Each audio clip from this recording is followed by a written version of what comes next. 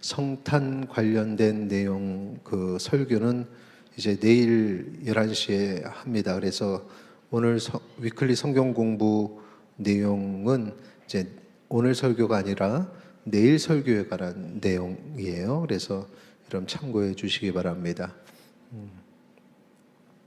오늘은 이제 교회 설립과 관련해서 좀 말씀을 나누고자 합니다. 오늘 함께 읽은 이 말씀이 우리 원로 목사님께서 교회를 개척하실 때에 이 이름을 짓는 과정 속에서 하나님이 주셨던 말씀, 그 말씀입니다. 그래서 이 말씀을 근거로 해서 이제 은석교회가 이제 이름이 정해지게 된 것이죠. 여러분 아시다시피 76년도 12월 26일 주일 바로 이 대각선에 있는 국민주택의 2평짜리 그 건너방에서 이렇게 첫 개청 예배, 우리 성도들 없이 이제 개청 예배를 가족이 드리게 됐는데, 우리 원로 목사님과 사모님 그리고 이제 당시 그 두 자녀가 드렸는데, 믿을 만한 소식통에 의하면 당시 둘째 아들은 지금 계양구에서 장기중학교에 담임 목회를 하고 있고, 그리고 당시 첫째 아들은 저희 미추홀구 은석교회 담임 목사가 되어서 사역을 하고 있다고 믿을 만한 소식입니다. 자, 은석교회 이름이 은석인데 이제 그 한자로 보시면은 은혜. 저는 이걸 사전에는 돌석 이렇게 돼 있지만 반석석이라고 합니다. 왜냐하면은 항상 반석 위에 그 원로 목사님 받으신 그 말씀에 반석 위에 내 교회를 세우리니 해서, 그래서 반석, 은석교회를 사용할 때 평소는 뭐 돌석자지만 반석이다 이렇게 얘기를 해요. 은석. 장기중앙교회 목사님은 효석 목사님, 효석. 은석교회 목사님이 종석이. 누가 저한테 그러더라고요. 목사님 이름이 혹시 돌석이에요? 돌석이 아니라 주석석입니다. 차이 아세요? 내가 이거 써놨는데 주석 앞에 거 왼쪽에가 주석이고 돌석은 저 가운데 건데, 저는 제 이름이 저 주석석이라 아주 꽤 오래됐죠. 꽤 오래전에 사전을 찾았는데, 어릴 때죠. 거기에는 어떤 설명이 없는 사전이었습니다. 그냥 간단한 사전이었죠. 그냥 주석석 한국말로만 그렇게 써 있었어요. 그래서 이제 목회자 자녀 아니랄까봐 그 주석석을 보면서 야, 이게 성경 주석에 주석석도 있구나. 저는 지금까지 그렇게 알고 있었습니다. 근데 이제 사실은 한자는 별로 이렇게 신경을 안 썼던 이유가, 원로 목사님 그러시더라고요. 이 종자는 원래 의도했던 종은 아닌데 접수할 때 거기에 직원이 잘못 넣어서 다른 종자가 들어갔다. 뭐 그 당시에는 그런 실수들을 많이 했죠. 그래서 이렇게 뭐 한자에 뭐 이름이 무슨 뜻이고 이런 거에 이렇게 신경을 안 썼습니다만, 어쨌든 그런 실수를 했어도 실수해서 올라온 게 제가 보니까 으뜸종이에요. 으뜸종. 그리고 이 주석을 성경 주석으로 제가 이해를 어릴 때부터 해가지고, 이 성경 말씀을 이렇게 해석하는데 으뜸이구나, 이제 그런 식으로 생각했는데, 제가 이번에 이제 은석하면서 주석석을 다시 이번에 한 겁니다. 이번에 찾았더니 이 주석이 그 주석이 아니라 광물 주석이더라고요. 그러니까 그 석이나 다 돌이라는 거죠. 그걸 이번에 깨달았습니다. 이야, 그래도 차이가 있지 않을까 해서 이 주석석을 막 찾아봤더니, 그래도 주요 광물이다. 그냥 돌하고는 틀리다. 잡석하고는 다르다. 여러분, 주석값이 상당히 비싸더라고요. 이 세계 무역의 어떤 기준을 나타내는, 뭘 또 거기서 고개를 끄덕끄덕 하십니까? 그냥 들으세요. 남들이 보면 이상하게 봐요. 주석 가격이 국제 마켓에서 아주 그냥 비싸더라고요. 그래서 이게 어차피 이게 참 그래도 고급 돌이야, 이제 이런 식으로 위로를 받고 있는데, 하나님께서 무슨 생각을 주시냐면, 야, 그래봐야 거기는 다 돌천지다. 우리 동네가 서감이잖아요. 서감. 예? 서감. 한자로 지난번에도 말씀드렸지만 돌석자에다가 바위암자예요. 그래서 돌석의 바위암, 암을 빼고 석바위. 그래서 요 사거리가 석바위. 예. 요 동네가 서감. 돌이 얼마나 많으면 앞자도 돌, 뒷자도 돌, 다 돌이겠습니까? 그래서 이게 뭐 돌들 중에 나는 주요 광물이야. 이거는 의미가 없겠다. 그래서 은석교회가 이 바위에 세워진 교회이기 때문에 몇 가지 장점이 있는데, 여러분 싱크홀 생길 염려가 전혀 없습니다. 밑에 이제 기반이 탄탄한 바위에 세워졌고, 그리고 뭐 지진이 나도 여기는 끄떡이 없는 지역이에요.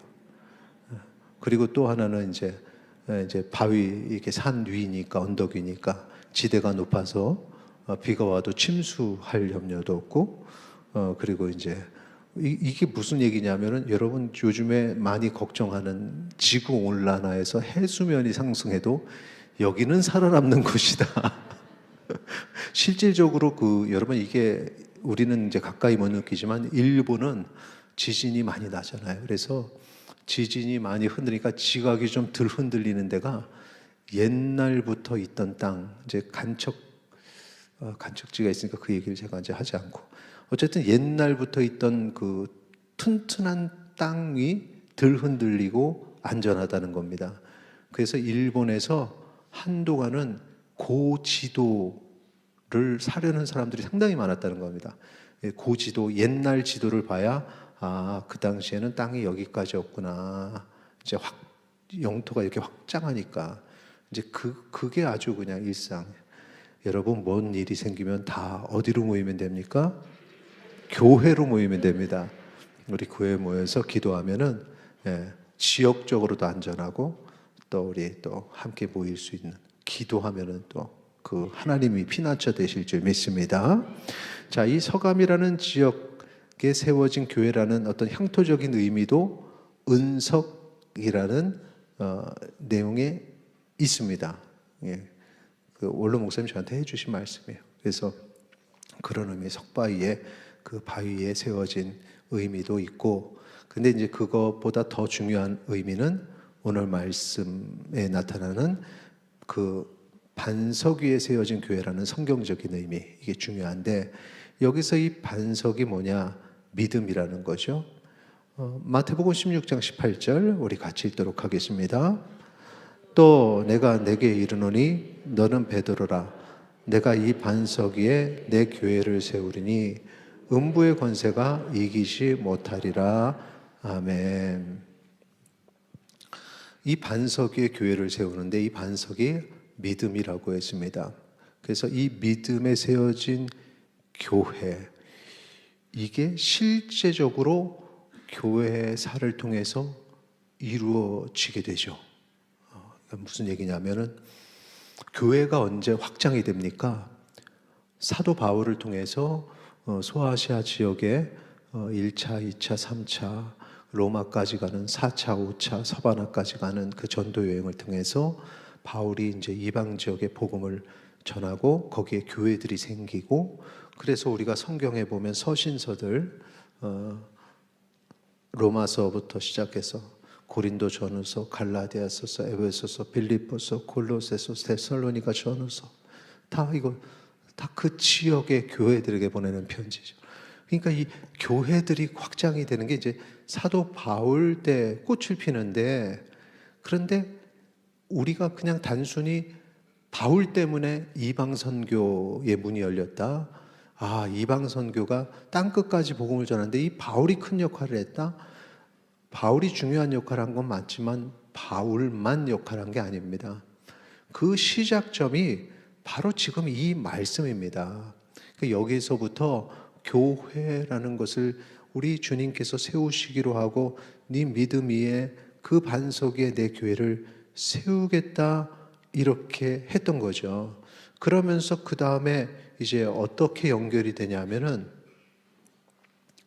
이 베드로가 그 고백 이후에 고넬료를 만나게 되는 겁니다. 고넬료. 그래서 여러분 고넬료 아시죠? 사도행전 10장 1절이죠. 우리 같이 읽도록 하겠습니다. 가이사라에 고넬료라 하는 사람이 있으니 이달리아 부대라 하는 군대의 백부장이라. 그가 경건하여 온 지방과 더불어 하나님을 경외하며 백성을 많이 구제하고 하나님께 항상 기도하더니. 그러니까 이 베드로, 고넬료, 사도 바울의 합동한 사역이다 이렇게 보면 되는 거예요. 이 고넬료라는 사람이 지금 여기 카이사라 지역에 있는 이달리아 부대의 장관이었거든요. 그러니까 이방인이었던 겁니다. 그런데 이 고넬료가 처음 복음을 받은 사람이죠. 이방인인데도 불구하고. 근데 하나님께서 그냥 엄한 사람에게 갑자기 그 일을 맡긴 게 아니라 지금 여기 보면은 2절에 그가 이미 경건했습니다. 하나님을 경외했습니다. 이방인인데, 로마 군대의 장관인데. 그리고 중요한 게 백성을 많이 구제하고 하나님께 항상 기도했다는 겁니다. 여기에서부터 교회가 시작이 된다. 이제 교회가 확장이 되면은, 부흥하면은 항상 갑자기 되는 게 아니라 첫 시작은 상당히 미약하죠. 우리 은석교회 2평 예배처럼 고넬료가 바로 그 역할을 한 겁니다. 그래서 여기 이미 지금 여기서 중요한 것은 이제 세계 선교 땅끝까지 복음을 전해서 사마리아와 온 유대와 사마리아와 땅끝까지 내 증인이 되라 하신 그 말씀이 확장되는 데 있어서 이제 이 불이 퍼져야 되는데, 불이 퍼지기 위해서 불이 탁 하고 켜지는 그 순간 고넬료가 그 역할을 하는데, 이거는 아무나 할 수 있는 게 아니었기 때문에 고넬료가 이방인임에도 불구하고 경건하고 하나님을 경외하고 여기 백성을 구제하고 하나님께 항상 기도하던 사람, 이런 사람을 통해서 이 주춧돌 역할을 한 거죠. 불이 탁 해서 켜져서 그 불이 이제 점점 퍼져나가는 역할을 하게 되는데, 거기에 이 고넬료하고 베드로가 하나님 앞에서 순종하는 마음을 가졌기 때문에 그 일을 감당했다. 은석교회의 시작점이 탁 불이 켜지는 그 시점이라는 거죠. 그런데 그때서부터 하나님이 주신 사명이 뭐냐? 지금 이 고넬료 보니까 하나님을 경외하면서도 백성을 많이 구제했다는 거죠. 하나님께 항상 기도하는 모습이 있으면서도 사람들에게 이렇게 구제하는 그런 모습이 있었다. 이게 뭡니까? 율법의 첫째, 둘째 계명, 하나님 사랑, 이웃 사랑이라는 거죠. 그러니까 벌써 그런 모습이 있었던 겁니다. 여기서 우리 교회가 바로 그런 교회다라는 사실을, 첫 번째 은속교회는 어떤 교회냐? 시작. 하나님 사랑과 이웃 사랑을 실천하는 교회. 이거는 상당히 그 신학적으로도 중요한 이야기입니다. 그래서 여러분들이 보시면 되게 예배 중심, 예전 중심, 그냥 하나님 붙잡고 하나님한테만 매달려 있는 사람, 그 나쁜 거 아닙니다. 하나님 앞에 신앙생활. 그런데 하나님 사랑 쪽에만 치우쳐 있는 겁니다. 삶에 영향력이 없어요. 그분이 그리스도인으로서 그러면 가족들에게 아니면 이웃들에게 어떤 선한 영향력을 끼치는가?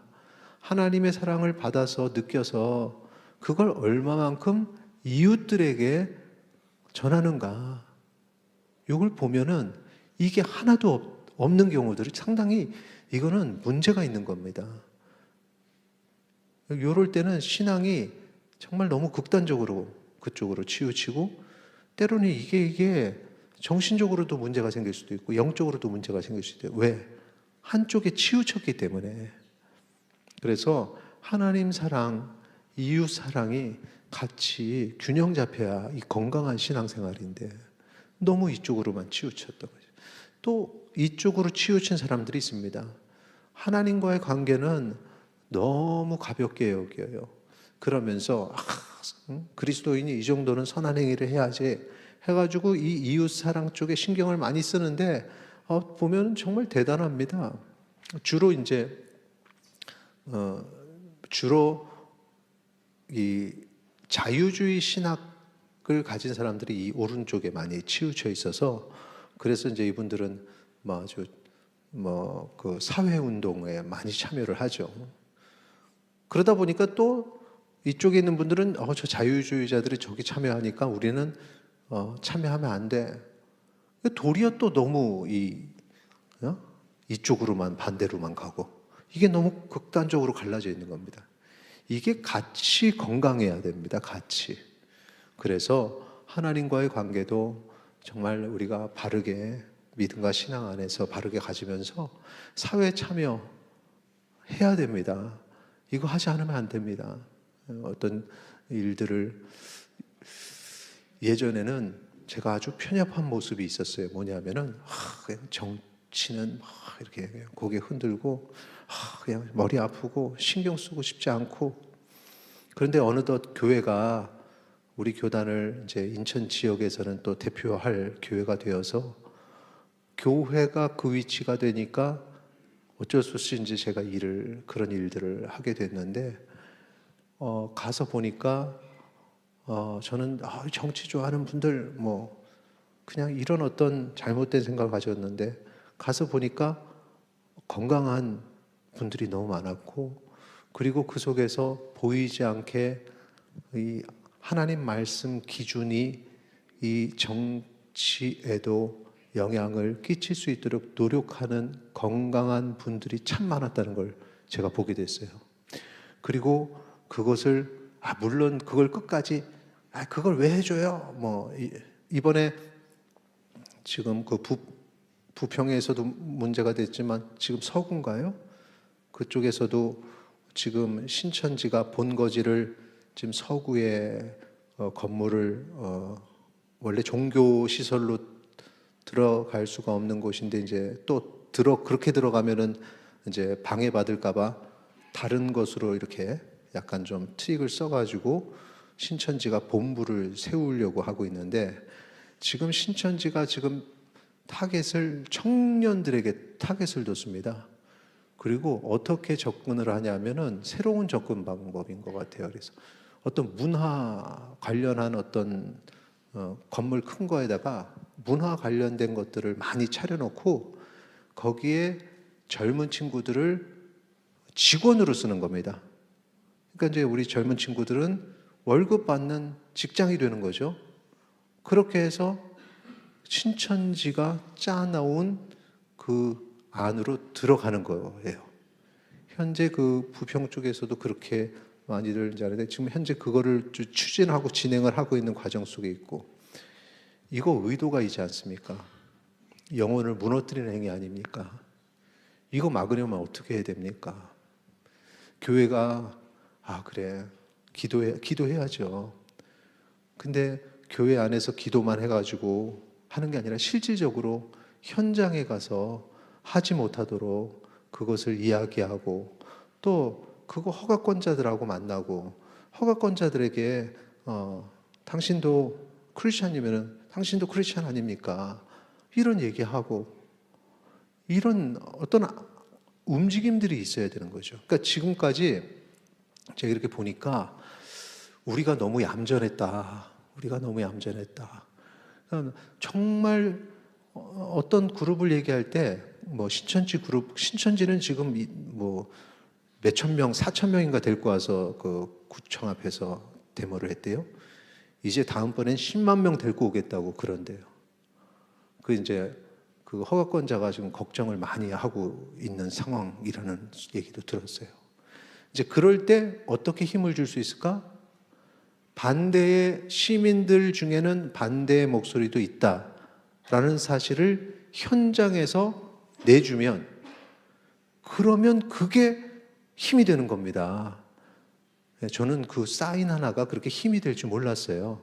사인 몇 명 했는지 확인해 가지고 그런 문제가 아니라 우리의 의견이다라는 이만큼의 어떤 보여지는 것들이 그 서가권자 정치하는 분들에게는 힘이 된다는 거죠. 현장에서의 소리를 높일 필요가 있겠구나, 이런 거를 깨달았다는 거죠. 하나님 사랑, 이웃 사랑이라는 게 그런 거와 마찬가지라는 거죠. 그런 거와 마찬가지라는 거죠. 이 밸런스를 잘 잡힌 신앙생활을 해야 된다, 기억하시고, 우리가 신앙생활할 때 하나님 사랑, 이웃 사랑 실천하는 교회요 성도 되기를 바랍니다. 이 안에서도 우리가 너무 현실 정치에 관심 갖는 거 아니에요? 그렇지 않습니다. 모든 일에 하나님의 영이 주장하시고 하나님의 영이 일을 하실 때는 아주 현실적으로 일들을 이끌어 가시는 거예요. 그러니까 육신의 병마와 싸울 때도 마찬가지죠. 성령께서 역사하셔서 내가 치료받는 과정 속에서 역사하시길 바라야지, 자, 의료는 거부합니다, 이러고 나는 기도로 낫겠습니다. 너무 한쪽으로 치우친 잘못된 신앙이에요. 여기에 차이가 뭐냐면 영성과 심령주의라는 거죠. 건강한 영성, 하나님께서 일하시기를 원하고 나를 그냥 내어놓는 그런 모습, 이런 모습이 건강한 영성이죠. 그래서 성령께서 우리 다양한 삶의 모습을 통해서 나를 이끌어 가시는 겁니다. 근데 어떤 사람들은 꼭 눈에 뭐가 보여야 되고, 무슨 기적 같은 일이 벌어져야 되고, 막 이런, 거기에 되겠고, 지폐 중에 금가루가 이게 뿌려졌다고, 진짜 금가루가 뿌려졌다고, 진짜라는데, 거긴 그러면 나도 가서 바가지 하나 들고 가가지고 이렇게 해서 좀 모으면은, 근데 그렇게 돈 벌었다는 사람은 없는 것 같아요. 이게 잘못된 심령주의입니다. 영성인 줄 아는데 잘못된 심령주의. 이런 데 빠지는 사람들이 너무 많습니다. 이런 데 빠지는 사람들이 너무 많아요. 신앙생활을 잘해야 돼요. 하나님 사랑, 이웃 사랑에 그 밸런스를 잘 맞춰서 거룩한 영성, 성령께서 역사하시는 그런 하나님 말씀 안에서의 신비로움을 체험하시기를 축원합니다.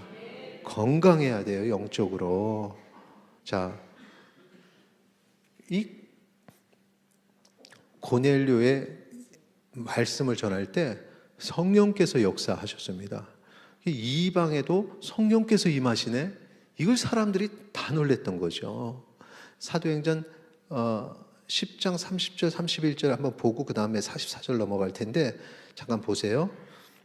고넬료가 이르되 내가 나흘 전 이맘때까지 내 집에서 제9시 기도를 하는데 갑자기 한 사람이 빛난 옷을 입고 내 앞에 서서 신비로운 체험을 하죠. 31절에 말하되 고넬료야, 하나님이 내 기도를 들으시고 내 구제를 기억하셨으니, 이 두 가지가 나오죠. 기도와 구제. 그러니까 하나님 사랑, 이웃 사랑의 밸런스라 했는데, 영적으로도 하나님 앞에 기도하면서 삶 속에서 그리스도인의 영향력을 보였죠. 구제를 기억하셨다. 이거 중요합니다. 그러니까 지금 내가 뭘 작정하고 기도하시는 분들은 이걸 보고, 기도도 들으시고 구제도 기억하시니까 삶에 함께하는 그런 어떤 간절함이 있어야 된다. 이거 기억하시고요. 44절 같이 있습니다. 시작. 베드로가 이 말을 할 때 성령이 말씀 듣는 모든 사람에게 내려오시니.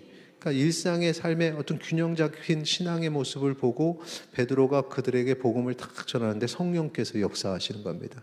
신비로움을 체험하는 거죠. 그러니까 절대 오순절 교당 가야 신비로움을 체험하지, 장로교회는 그런 거 없어. 그렇지 않습니다. 왜 없습니까?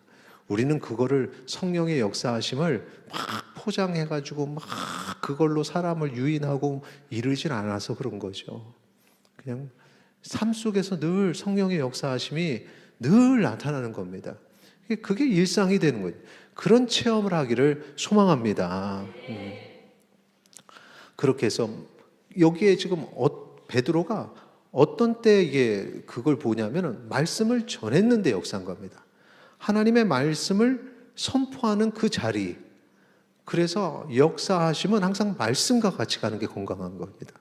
말씀 없이 그쪽으로만 가서도 안 된다. 하나님의 말씀, 그 말씀을 붙잡고 살아가시기를 바랍니다. 자, 여기서 우리가 두 번째 은속교회는 둘째 같이 읽겠습니다. 시작. 성령의 놀라운, 예, 바로 이거죠. 성령의 놀라운 역사가 일어나는 교회.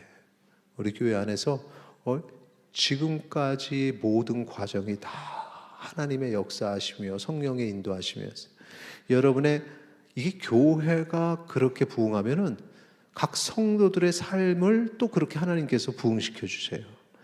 지금까지 몇십 년 은속교회와 함께 하신 분들을 하나님께서 그렇게 역사하신 것을 그 지난날의 삶을 통해서 깨닫기를 소망합니다. 그리고 지금도 그 성령의 역사하심은 계속되니 지금부터 우리 다음 또 1년, 10년, 몇십 년 이 시간도 교회와 함께 부흥하는 성도님들의 삶이 되기를 소망합니다. 사도행전 10장 45절 보시면은 베드로와 함께 온 할례 받은 신자들이 이방인들에게도 성령 부어 주심으로 말미암아 놀라니 자기네들 생각으로는 그냥 유대인들만을 위한 역사라고 생각을 했는데 이방인들에게도 성령께서 임하시는 걸 보면서 깜짝 놀란 거죠. 왜 그랬을까요? 하나님께서 계획하신 것은 이제 복음이 온 유대와 사마리아와 땅끝까지 이르러 확장되는 게 계획이니까 이것만 믿고 이걸 알고 있으면 야, 그게 이루어지는구나 이렇게 놀라지 이방인에게도 성령이 임해? 이렇게 놀라지는 않았을 겁니다. 그러니까 항상 하나님의 말씀을 잘 기억하고 있으면 그 주변에 일어나는 신비로운 일들이 다 해석이 가능합니다. 하나님이 이렇게 만들어 가시는구나. 그래서 이 말씀과 항상 같이 가야 된다는 거죠. 말도 안 되는 신비로움은 없습니다. 다, 야, 놀랍다. 이렇게 하나님께서 일을 만들어 가시는구나. 여러분에게도 하나님께서 계획하신 바가 있고 그 계획하신 바를 어느 순간에 다 알려주셨어요.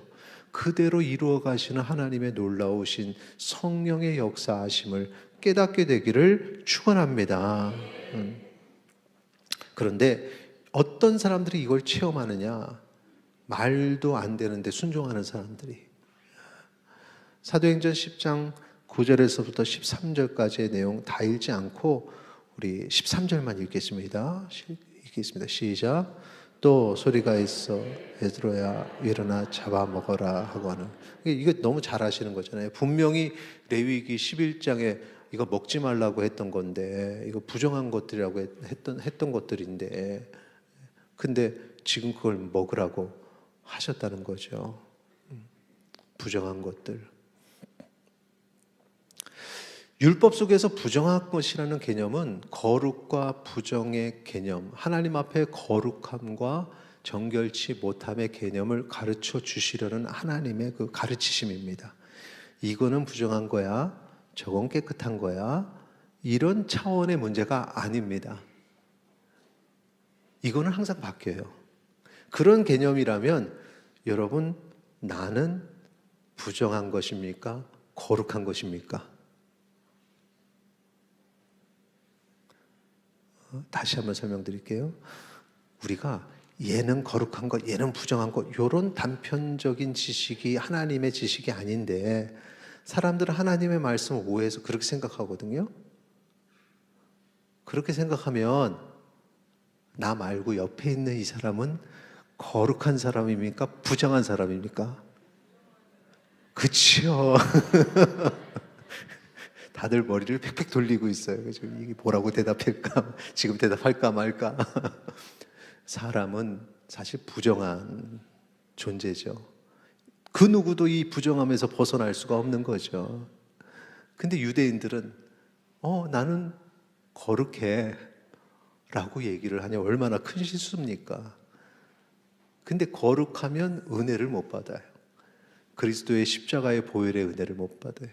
거룩하지도 않는데 거룩하다고 주장하는 그 교만함, 우리가 부정한 것을 깨달아야 하나님 앞에 이 거룩과 부정이 있구나.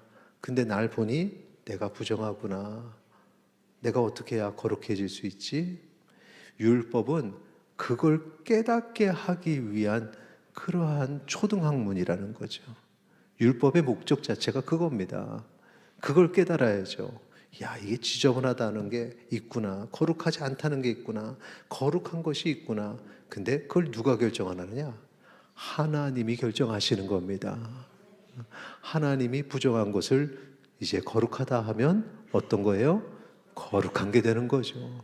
나는 거룩하다고 얘기해도 너는 부정해 라고 하나님이 말씀하시면 그는 부정한 겁니다. 이제 그거를 그 하나님의 계획을 알아야 되는데 단순한 요즘에 그렇게 신앙생활 몇십 년 한 사람들 정말 많습니다. 그냥 단순하게 그게 아니에요. 하나님의 진정한 뜻이 무엇이고 나는 그 뜻에 따라서 그냥 순종하는 그 순수한 믿음과 신앙, 그것이 우리의 믿음과 신앙 되기를 소망합니다. 그 전에 그래 부정한 것이라 그래서 그걸 통해서 너희들이 거룩하고 부정한 개념이 좀 있기를 원했어. 근데 지금은 내가 이거 깨끗하다고 말한다. 아, 그렇군요, 주님. 그럼 이건 깨끗한 겁니다. 이렇게 돼야 되는데 이게 힘든 이유는 대대로 부정한 것으로 여기고 그걸 믿고 그게 신앙이 돼버린 겁니다. 우리 주님의 말씀이 신앙의 대상이 아니라 그냥 중요하지 않은 것들이 신앙이 되어 버린 겁니다. 이게 깨져야 진정한 부흥이 있고 성령의 역사하심을 체험하게 되는 겁니다. 관습이 아닙니다.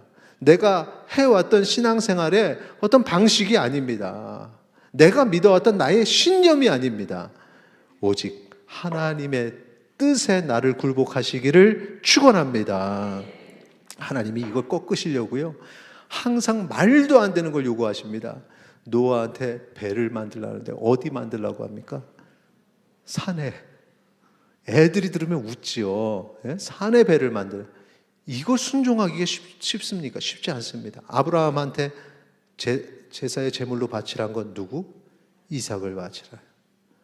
홍해 요단강을 향해서 건너는데 갈라놓고서는 안전하니까 건너가 아니라 일단은 나가라는 거죠. 일단은 나가라.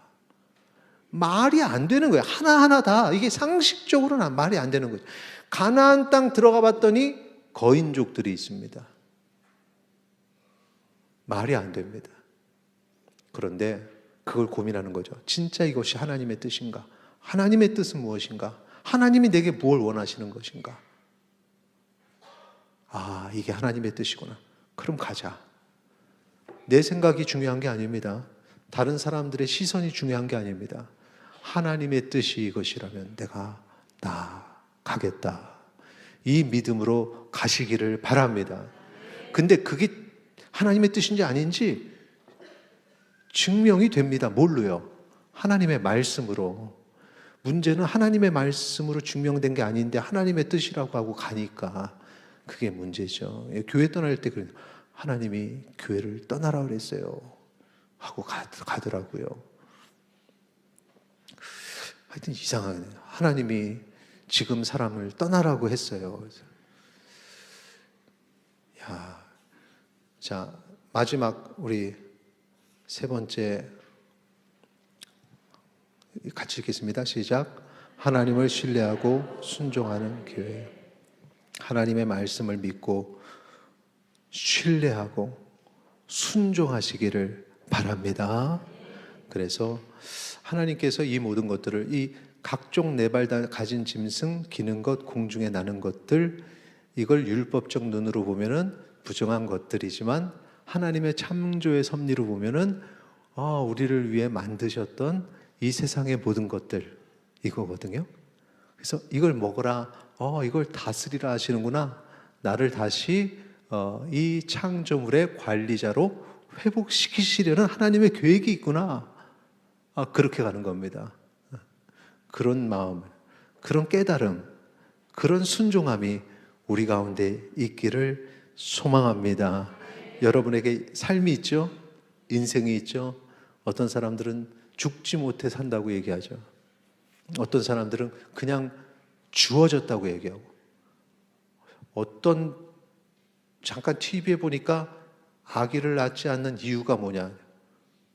이 여자친구가 이 친구가 TV에서 하는 말이 제가 그 하도 어이가 없어서 그거 보고 자기는 자기의 선택으로 이 땅에 태어나지 않았다는 거예요. 자기 아이한테 똑같이 그렇게 자기 선택으로 태어나지 않는 걸 경험하지 않게 하겠다는 거예요.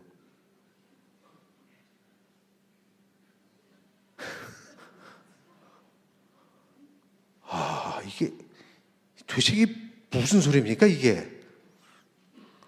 저는요 이게 되게 똑똑한 것처럼 말을 하는데 말이 안 되는 말을 하면 머리가 아파요. 그래서 보면서 막 얼마나 답답한지 주여. 그러니까 그 옆에 있는 분이 그래서 뭐 태어난 거에 대해서 후회를 하는지 뭐 그런 질문을 했더니 그건 아니래요. 그건 아니래요. 그래서 하여튼 그냥 이 모든 것들이 내가 원해서가 아니라 하나님이 나를 위해 나를 사랑하시기에 나에게 허락하신 선물이라고 믿어지기를 소망합니다. 내게 주어진 삶이 얼마나 귀한지를 깨달아지기를 소망합니다. 그리고 아무리 힘들어도 내가 하나님 신뢰하고 하나님 내게 좋은 걸 주셨으니 묵묵히 그 길을 가면 결국에는 내가 이 인생을 주신 하나님을 찬양하게 될 줄 믿으시기 바랍니다. 지금 조금 힘들다고 내가 이런 인생 원했냐고 하나님 앞에 투덜하지 마시고 하나님을 신뢰하고 순종함으로 하루하루의 삶을 살아가시기 바랍니다. 그러면은 끝날에 우리가 천국 갈 때 주님 태어나게 해주셔서 감사합니다. 이렇게 이 삶을 마무리하게 되기를 축원합니다. 자, 말씀을 정리하겠습니다. 찬양을 준비해 주시고요. 우리 은석교회는 어떤 교회냐? 같이 읽겠습니다. 첫째, 시작. 첫째 말고 위에. 우리 은석교회는 시작. 반석교회는 반석 위에 세워진 은혜로운 교회입니다. 첫째, 하나님 사랑, 이웃 사랑을 실천하는 교회. 둘째, 성령의 놀라운 역사가 일어나는 교회. 셋째, 하나님을 신뢰하고 순종하는 교회. 이런 교회가 되고 이런 성도 되기를 소망합니다.